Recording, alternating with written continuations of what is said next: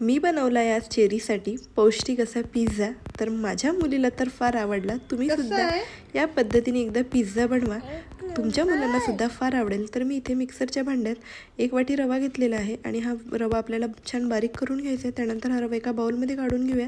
त्यात मी 2 चमच दही टाकलं आहे, थोडं थोडं पाणी टाकायचं, मीठ टाकूयात आणि हे व्यवस्थित मिक्स करून एक 5 मिनटं साईडला ठेवूयात. 5 मिनटांनी बॅटर थोडंसं फुललं आहे, त्यामुळे थोडंसं पाणी टाकून परफेक्ट असं कन्सिस्टन्सीचं बॅटर तयार करायचं आहे. हे बॅटर आपण तव्यावर टाकूयात आणि हवं तसं स्प्रेड करायचं आणि एका साईडने झालं की त्याला फ्लिप करायचं.